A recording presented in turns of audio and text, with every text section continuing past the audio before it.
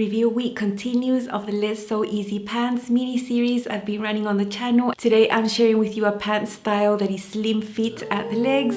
Sneak peek flowery pants. Keep watching. Hi sewing friends, I'm Karina from liftingpinsandneedles.com. Welcome to this channel that is all about sewing, limitless sewing, and in this special week, review week for the Let's Sew Easy Pants mini series I have been running on the channel. If you have been catching on to the videos this week, they have been all about pants. We did spend some time getting to know our bodies, taking measurements, making adjustments to pattern, making fake pants, muslins, test versions if you will. And I have a pile of them next to me. I will give you a sneak peek, not very tidy. I have no idea which one is which there, so they're all there, they have served their purpose. The Allegro Bottoms from Love Notions were recently updated a couple of months ago, maybe 2 months ago. They were actually just redrafted and re-updated and the sizing improved. I did sew the older version and I did compare them, and they were quite different drafts, quite different patterns, so they aren't that similar in the way they were drafted. Major changes were the rise was increased in the new version and the leg slimmed down. So those were the major changes, but the look of the pattern still stays the same. All the versions that are available, 7 views. It includes skirts as well.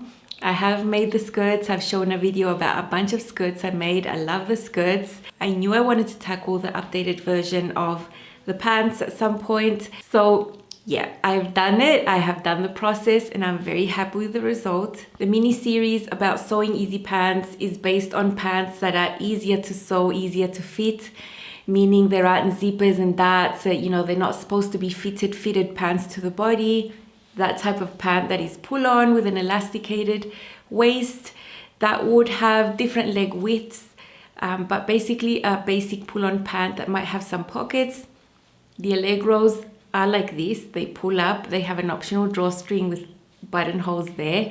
They have slash pockets that are optional as well. I love that they are optional because on the front leg you can see the dashed line that you would need to cut or fold away if you are making the pocket. But if you don't want to, you can just use the whole front leg. And that's different with other patterns that they just assume that you want to make the pocket. And if you don't want to, you have to start piecing things like to complete the front leg. Not in this case, it's all optional. There are patch pockets that you can put on the back as well. And for the pants, there are lots of length options, shorts, capri, full length, and the ways that you can hem them are also varied. You can hem them normally, like boring, turn it up and hem. You can also add cuffs or add a piece at the bottom that will have an elastic and then they'll look like woven joggers. Lots of things to choose from. Fabrics that could work are linen, or the blends that can have linen in there, your chambrays, tencel twills, your types of rayons, rayon twills, 100% rayon. Those types of nice fabrics. And actually, in my opinion, these pants that have a slimmer leg style can cope better with fabrics that don't drape that much. So more structured fabrics. And by structured, I don't mean like cotton, like quilting cotton. No, I mean linen. For my project, I've chosen a linen blend, 55% linen, 45% rayon. It's a really nice mix for pants. They will still crease, but they will feel softer than just pure linen and they won't look as stiff, So it's a nice fabric. You can find it. It's a good choice to make these types of pants. In the pattern, and I know a lot of people have done this, it says that there is a possibility that you can make this with a knit fabric. You would need to size down. I would prefer to make a jogger style pant or a knit pant that is actually drafted for knit fabrics. I think you would have to size down quite a lot to get a fit that is nice with knit fabrics. Just in my opinion, I wouldn't want to make this style in a knit fabric as a first choice, As I mentioned, this pattern was updated to improve the sizing. So now it's available in the same file from sizes 0 to 32 US. And that will go up to a hip of 59.5. And you're meant to choose these patterns based on your hip. I will put the size chart here. You can see I've chosen size 16 based on my hip. There is also a little chart that tells you what the length of the inseams are because there are so many length options in these pants. And I'm interested in the full length. You can see there that it says that the length is 29 inches, the inseam for the full length pants. Now my inseam is 33 inches, so it's longer than that. There's a 4-inch difference there. So it's good to see those measurements. It's good to know what yours are so you can compare and you can adjust your pattern accordingly and you don't end up with super long pants or super short pants on your nice fabric. This style is semi-fitted at the hips, so it's not a loose style. It has 3 inches of positive ease at the hips, which is nice.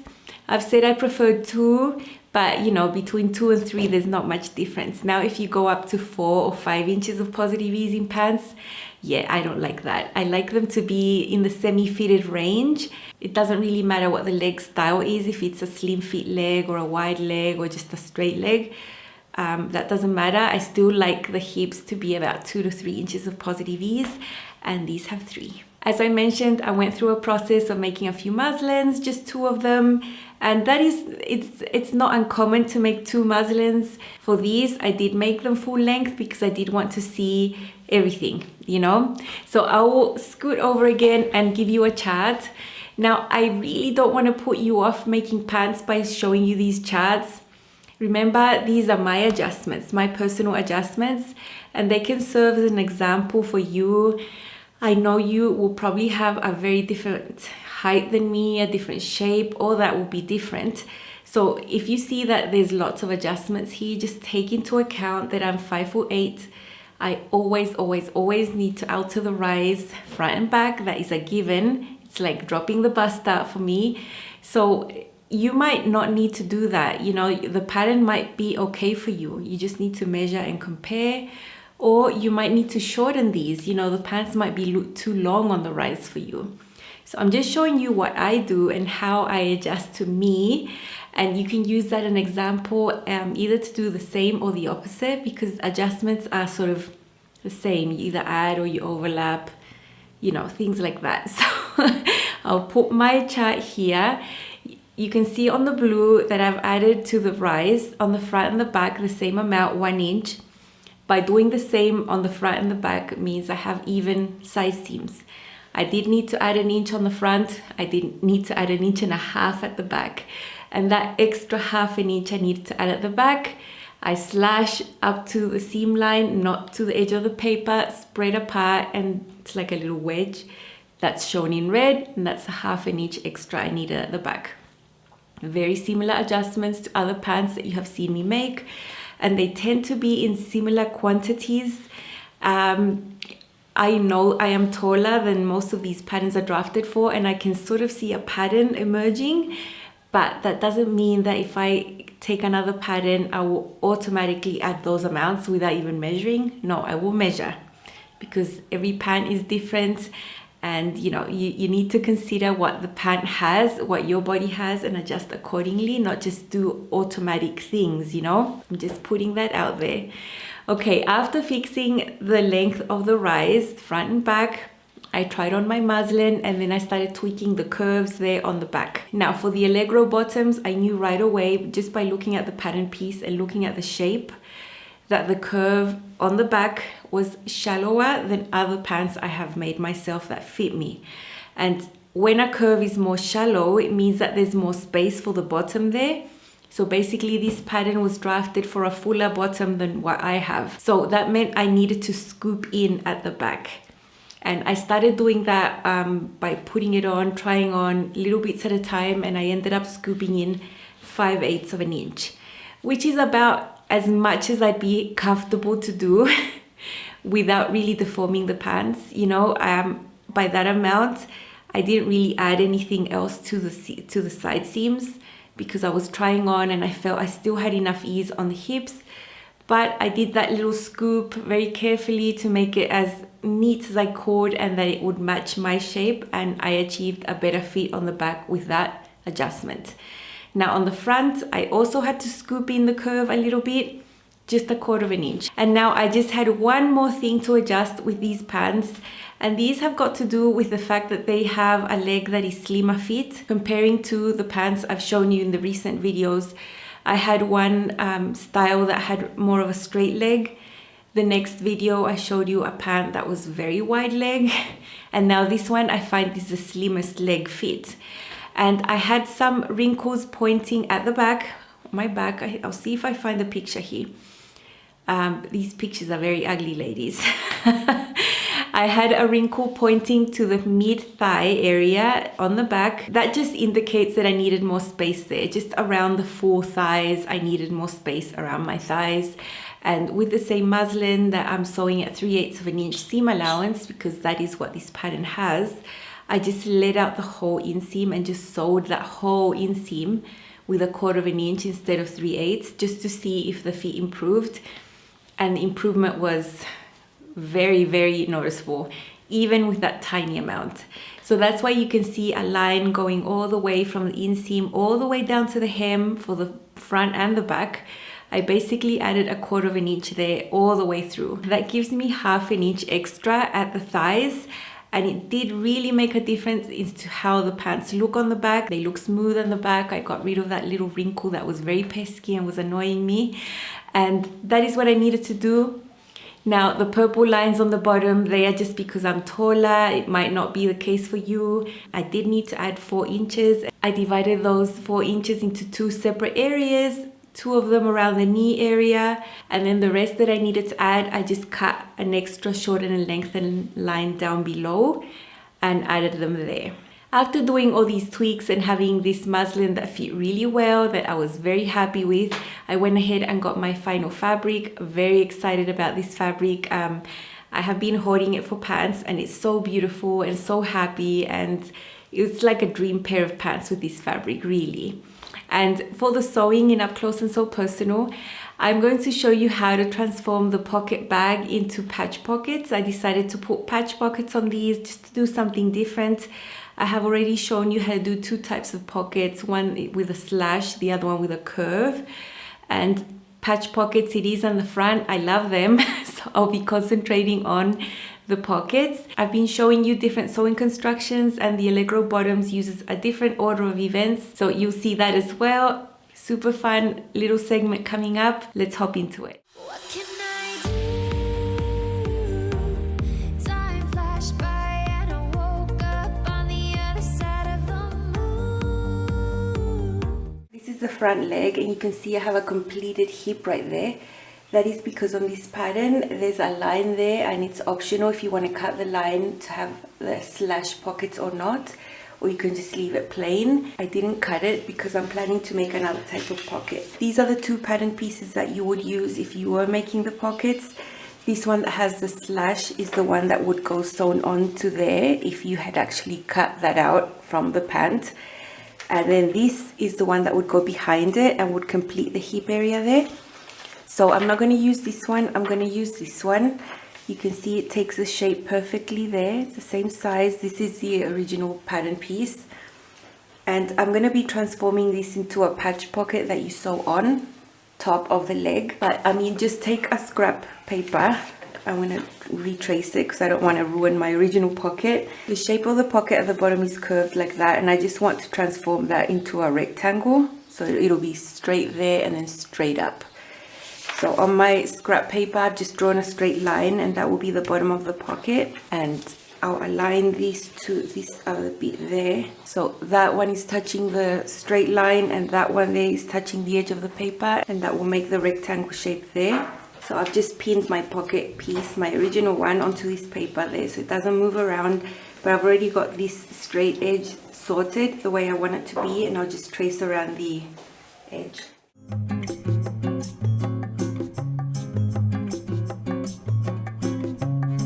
Now on the top you can see that I freehand just drew this curve there.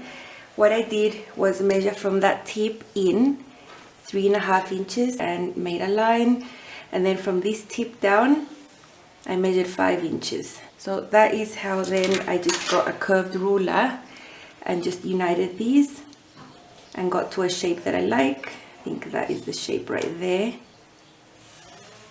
And then I just united those, and that will be my pocket entrance. But I don't want to ruin my original pocket, so I'm going to mark this with a tracing wheel so I can leave the mark on the paper that's behind it. Now I can remove my original pocket. and I'll have the mark of the tracing paper underneath really clearly, and then I can just redraw that. Now you can see I have the shape of the pocket that I want. That is going to be a rectangle here on the bottom. This there has a curve because it follows the side seam and it follows the shape of the pant. This is where I'll be putting my hand in. So this is the patch pocket. I'm going to cut out of fabric and sew on top of the front leg instead of doing the other type of pocket.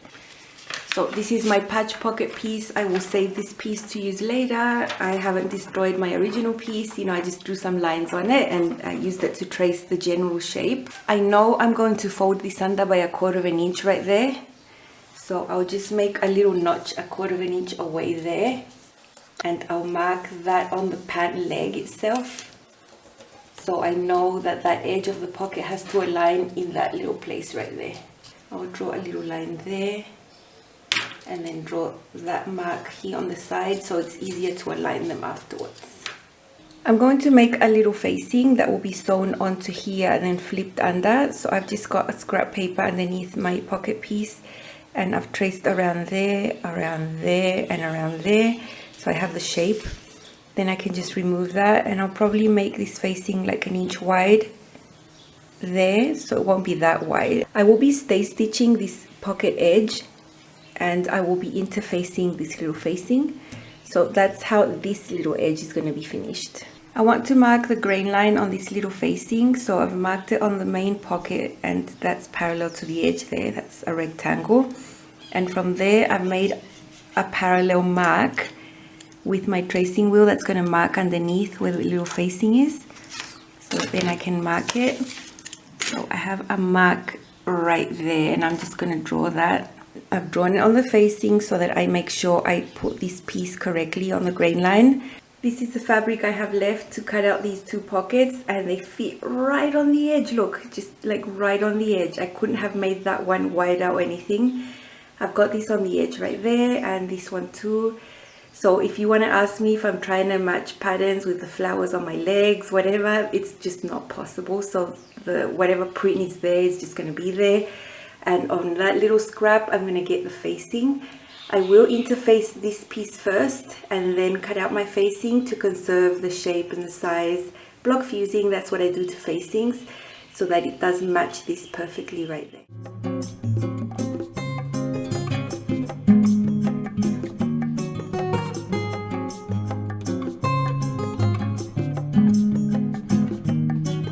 These are the 2 patch pockets and the only edge I had to serge was the bottom here. This edge here will go on the hip. It'll be serged together with the pants, so you don't need to do that at this stage. And this one would also need to be serged, but in this case I cut it right on the selvage, so that edge is already finished.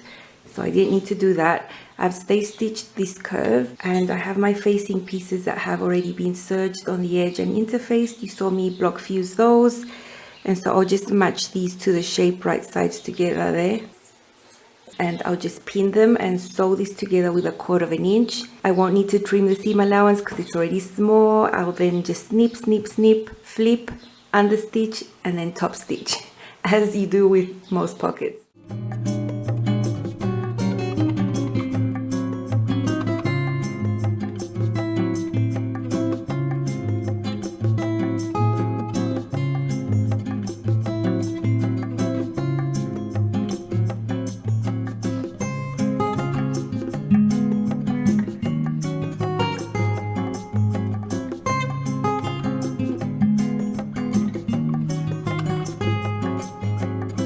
What I've done here on the side is a guide stitch at 1/4 inch here and there, not on this because that's where the hip is going to be.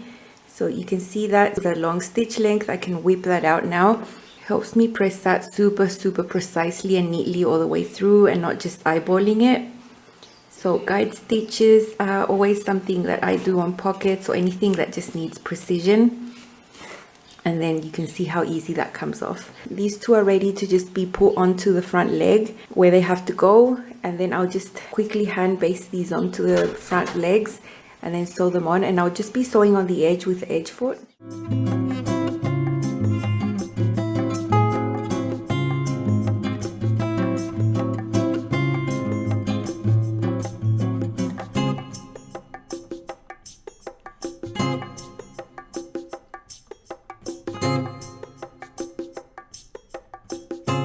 I won't worry about this hand basting. I'm just going to leave it there because this is actually hand basted and I don't want to remove that from there or from the hip area. So I'll just sew up the pants, you know, finish that, and then I'll just take all this stuff off. But it's so nice, so neat there. These are the back patch pockets. I have serged all the edges there. I have also done a guide stitch on the back to help me press in by 1/4 inch. Now the pattern says that you need to press in by 3/8 inch, but I just want to make my pockets look a little bit larger than what they are. So I'm just using a tinier seam allowance, which is okay. You know, you can fold these by 3/8, but the guide stitch really helps. So I have already pressed these sides in by 1/4 inch, the bottom two, and on the top I've pressed it by 1 inch. And now this one, you just need to fold it onto itself this way, right sides together at the same inch, and then sew right there, and use the same amount that you're going to fold your pocket in. If you're going to fold it by 3/8, sew this little bit at 3/8 seam allowance. I'm going to be sewing it at 1/4 inch right there.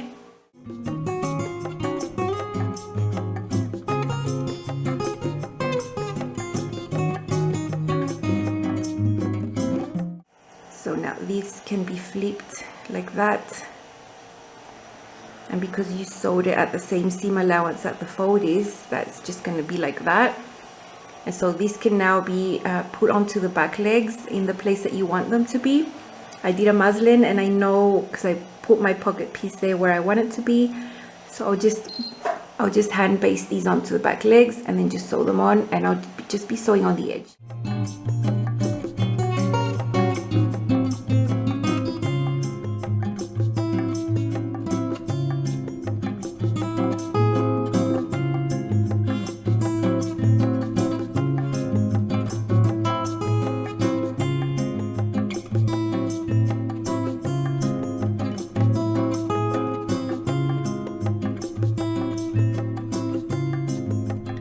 The Allegros use a construction method where you put the front leg and the back legs together, right sides together. You can see them lined up, and you sew the side seams first. So I've got them pinned. I'll sew and serge those, and then you just open the whole thing up. I'll show you that after these are sewn. After sewing and serging the side seams, you can see I've extended the legs, and I've got them one on top of each other, right sides together. You can see them there. And now I have aligned the back crotch and the front crotch together, and now these just need to be sewn and serged. So the back crotch curve is sewn, the front one, I'm not doing that fake fly business. I actually folded it away from the pattern, and I just have a regular seam there. So I am skipping that feature. This is print, and I don't really think it will show. If I was doing a solid, I would do it. After doing this, now it's really funny. You just open this up like that. And now you can match up the inseams here and then sew them all in one go. Pants look like pants. The waist is still raw. It's quite wide. You know, it's going to fit your hips when you pull them up. And now comes the part of the waistband and then the hem, and they are done. Now, if you already own this pattern or you haven't purchased it yet and you're interested, if you really want to see how to sew the slash pockets on this pattern without adjusting and making patch pockets and stuff like that, I do have already a video showing how to do that step by step on these same Allegro bottoms, but the old version. But the sewing construction doesn't change, it's the same thing. So you can see that. Also, you didn't see me sew on the waistband or anything because I have already a video showing that. In this one where I showed my skirts, same method to sew the waistband on the skirts of the Allegro bottoms as to the pants. So you can see those aspects of the sewing in those videos. I'm just so in love with these. Now I know it's a print, and the patch pockets, they're not going to shine. No one's going to actually know that they're there.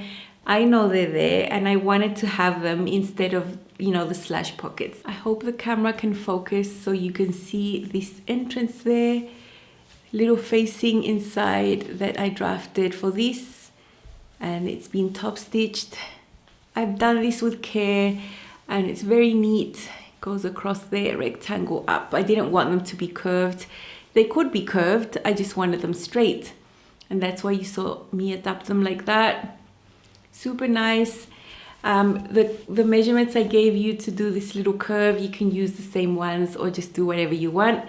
I just wanted to make sure that I had 5 inches of space here to put my hand in. I figured out it was a good amount so that I could put my hand in there. You don't want to make this opening too tiny because then, yeah. So that's that. That's on the other side. I didn't have fabric to try and pattern match.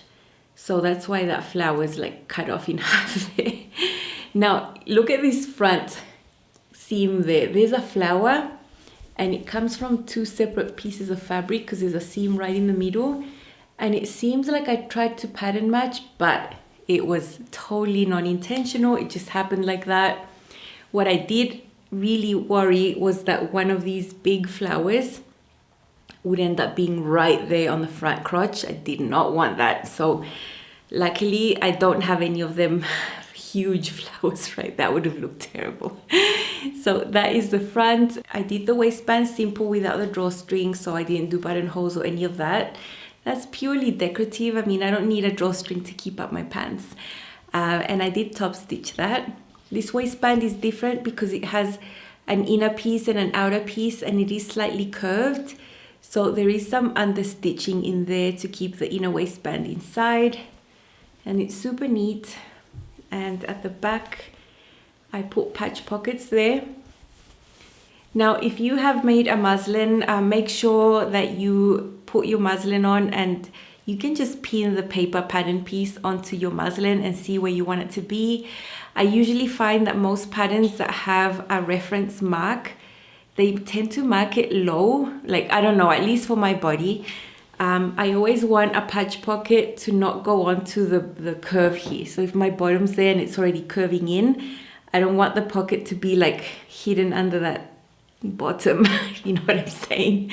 So I tend to pin them up higher, and it's personal preference where you want them to be. But if you have a muslin, it is a good chance for you to actually see where you want them rather than just blindly sewing them where the pattern says and then seeing that you don't like that and then you have to unstitch. And it's not easy to sew patch pockets on when you've already constructed the whole pant. It can get really awkward to get all this inside the sewing machine, you know. It's much easier to do when you have your legs on their own. So the sewing method that you saw there was different to other ones I've shown you.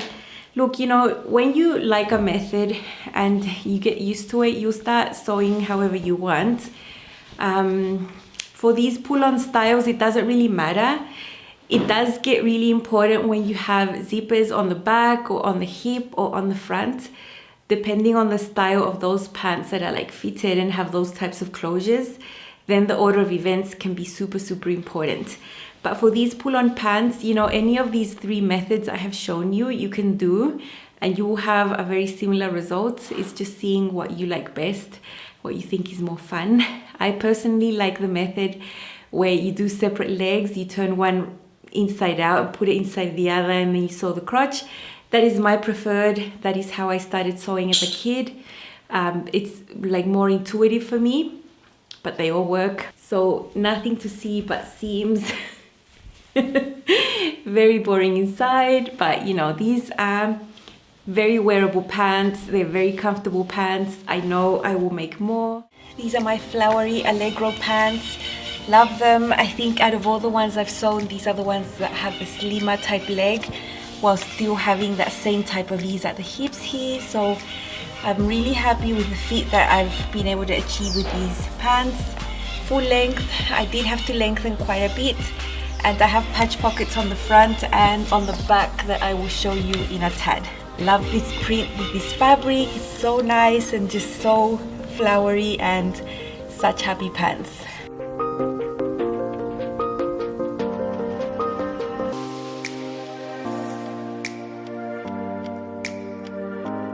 I have my waistband here hitting where I want it to be. I like the fit here on the front. The curve there is very nice when I've customized it to myself. And here I have patch pockets to put my hands in. You know, the print is not going to allow you to see that, but I did really want to do that with these to do something different. I have patch pockets here as well, and I did want them there. I did have enough fabric for them, so why not? And I am very happy with the fit on the back. You know, there's still a bit of ease, and there's supposed to be, but it is draping over the bottom, and there's no special wrinkles or anything on the back. And I feel I have enough ease at my thighs right there. I did need that tiny bit added all the way down to get a better fit. Now I feel that the fit is super good now, and I am very happy. All the process of making the muslin, making the fit adjustments was super worth it, because I love the fit of these pants that have styles with a slimmer leg. Are always a bit harder to fit than the ones that have a wider leg, but it's definitely worth it to have a go, make all the adjustments to get really nice pants like these. I love them.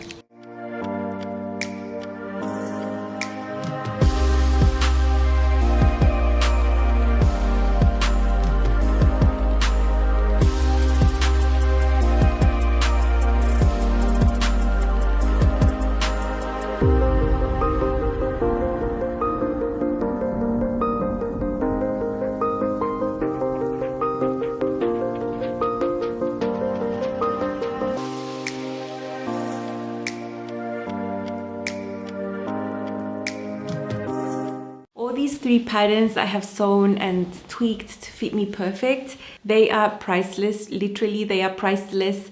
If I had a house fire, I would grab my son, my husband, and my pant patterns, because all that work, you know, you can't replace that.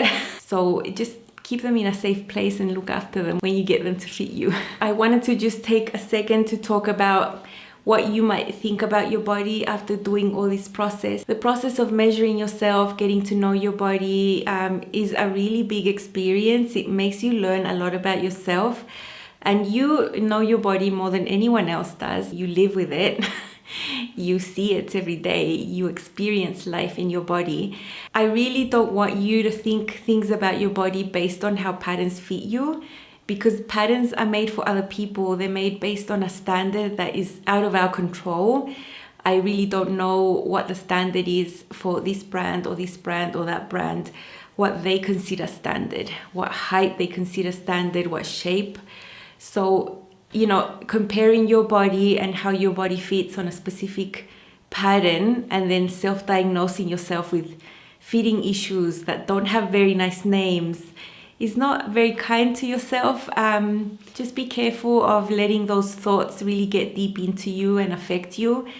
If you've noticed along this whole pant series, I haven't been naming fitting adjustments with like descriptive words or the typical words that are used in the sewing community.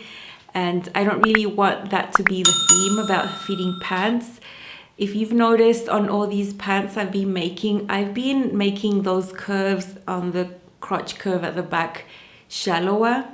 That means I needed more space than what the pattern was drafted for. I have also been scooping them in, which meant that my bottom was smaller than what the pattern was drafted for.